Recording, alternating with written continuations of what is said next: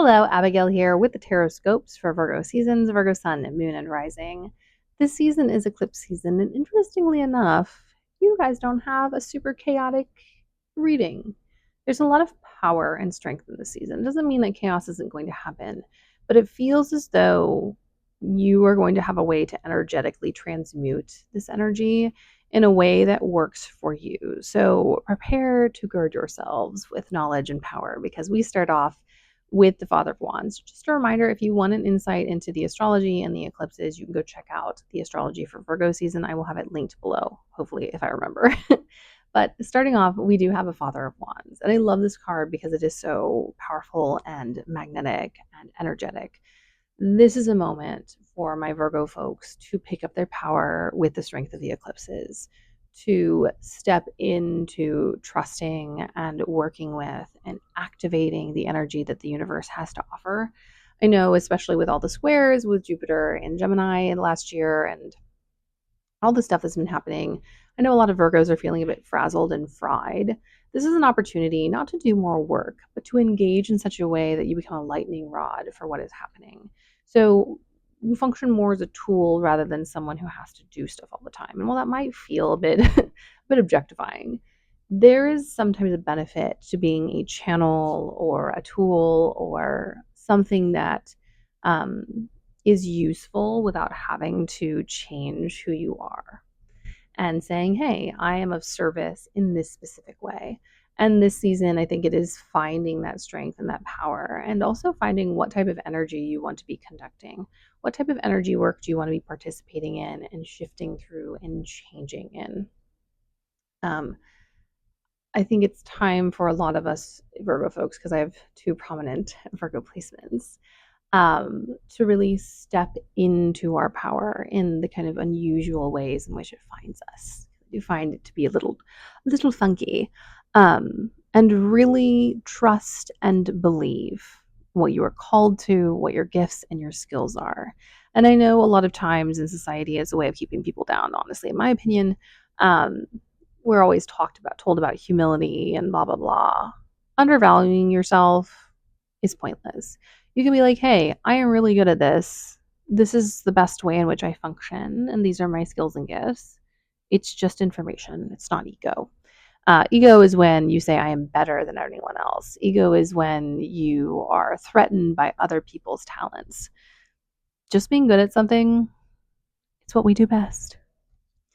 And then we have the strength card. And I'm always reminded, because last year was the card of strength, that it was originally called fortitude. It does feel like, especially the last few years, we've kind of been carrying some heavy weights and really being fortitudinous. I don't think that's a word. Really being just on this stretch of endurance. It does feel with these eclipses is that is changing. It is now time to pick up the action portion of strength, not just the ability to endure, but the ability to shift and to move things through the force of our nature, through the force of the energies that we work with. So this is really about claiming your strength, but your individual strength. You don't need to be good at everything. You don't need to be able to do all the stuff. Something that spiritually I don't do is, at least not now, is physical healing. Not something I'm gifted with, not something I've done. Some of the energy work I do makes people feel better physically, but it's not like I'm healing their body. Most of my work is spiritual, and that's my niche. And there are some people who are really fabulous physical healers or really fabulous at other things. And their gifting and power isn't in competition to mine. It is in a complementary relationship, because if I can't do everything, and nor should I, then where's everyone else going to have that need met? And even if someone does exactly the same stuff I do, we come from it from a different perspective and spirit and body. So this is a time to really embrace the strength of who you are and to stop denying it because of social structures that tell us to undervalue ourselves so that we can be more easily exploited by the elite. You're welcome for my soapbox. And then next we have this really beautiful Daughter of Pentacles. And I really love this imagery, this kind of pondering symbol with this plant growing inside, this idea of this kind of initiation that the page is starting in kind of like a spiritual, cosmic way. We're planting some really important seeds. This also feels very much like the Virgo new moon is going to be really important for a lot of us, even if we're not going into a direct conjunction with one of our planets or points. But this is a moment to really consider what we want to plant. And something I encourage people to do, because I often struggle, oftentimes the stuff that I've thought would be good for me has ended up not being something I would ever want, especially once I get to that point. So, something that I do is I manifest and plant seeds of how I want to feel. Instead of saying, I want this house in this place, or I want this relationship in this way, I say, I want to feel happy. I want to feel fulfilled. I want to feel joyful, and I want to feel cared for and supported. And I want to be able to give to others without feeling like I don't have enough. Um, and it's a way of kind of creating manifestations that support our soul on a really rich level. And it also removes like societal perceptions that may not actually be from us and just be how we were raised or what we were taught was value. And it really frees up the universe to give us some really good and beautiful things. And if your manifestation works a different way, fine.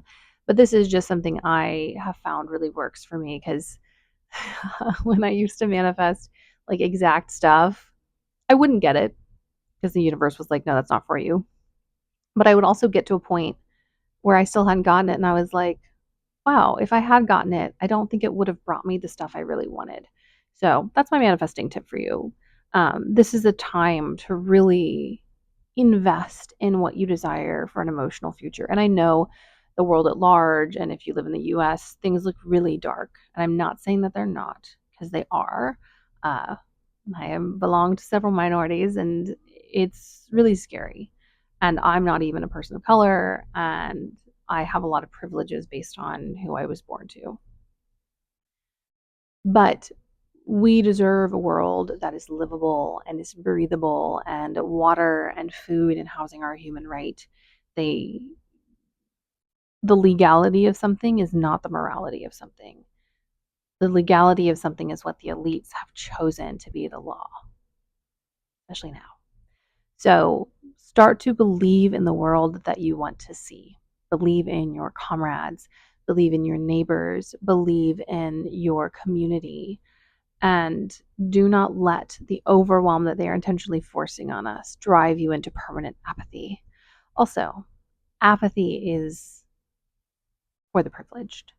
No person I have known who's ever experienced struggle, and I mean, I could be wrong, has ever been fully apathetic because hope is the only answer to suffering. And it's the only way a lot of us survive it. So do not give up on your hope, even in a moment where it feels very hopeless in this eclipse season. And then we have the Hierophant. And I love that it's these little mushies because it's time to build coalition and connection. It's time to share knowledge. It's also time to de-academic things, to take things. I'm not saying that academics are bad. I'm not saying that peer reviewing is bad. It's very helpful for sharing information that is actually fact checked.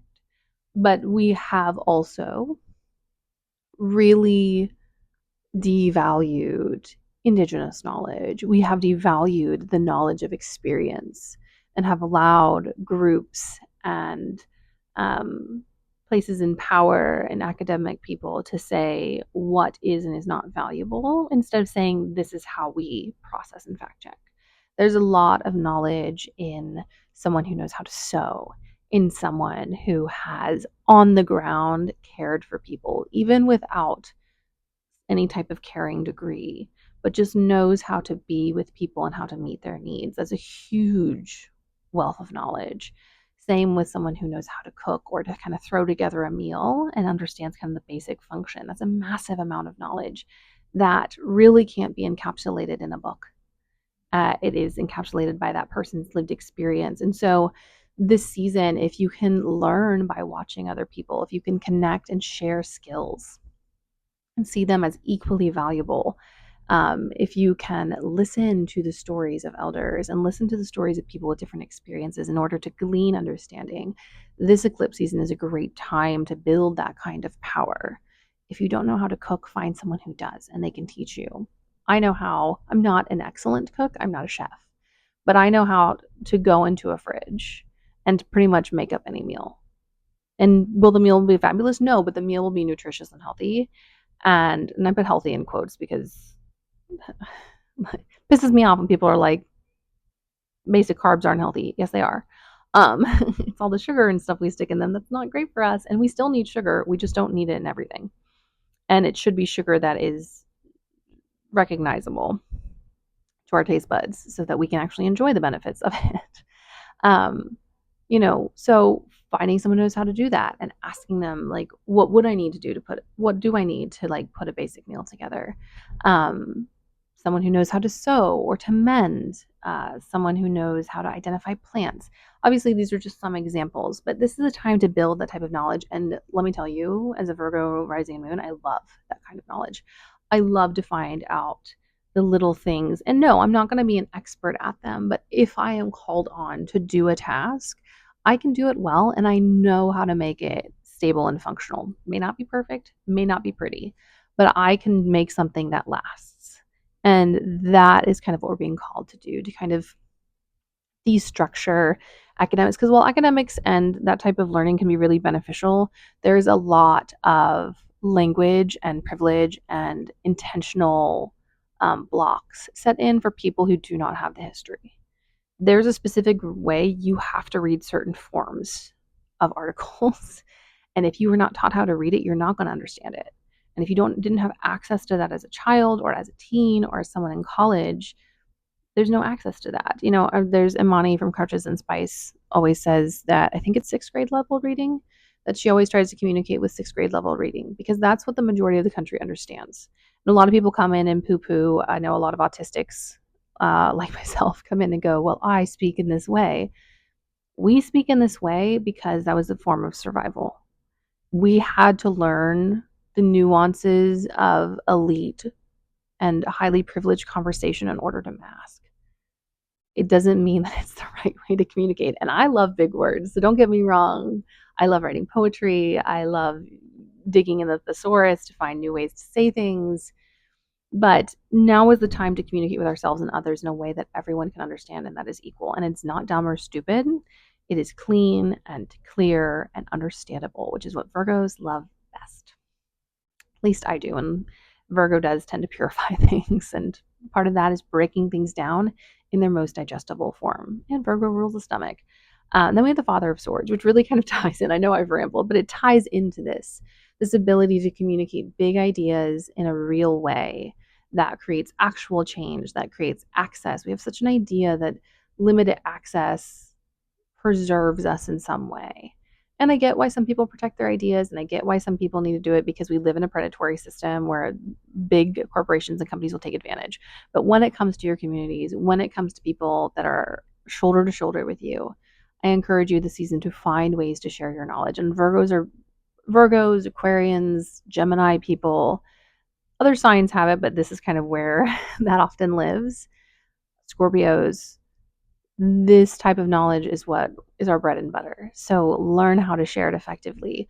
Learn how to break down your ideas around class and privilege and understanding.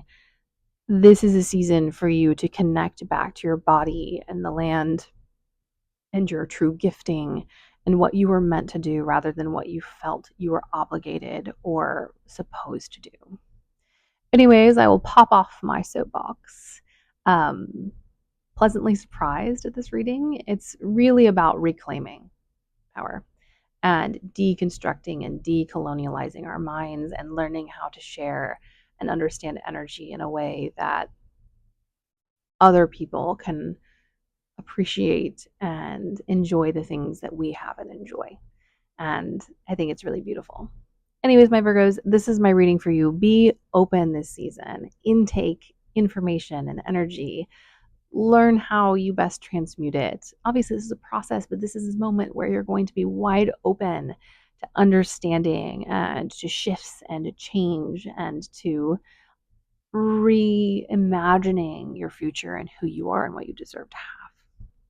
Anyways, my loves, I'm excited for you. I will see you in different space of time. Please like and subscribe, and you can always ask me any questions you have in the comments. Have a lovely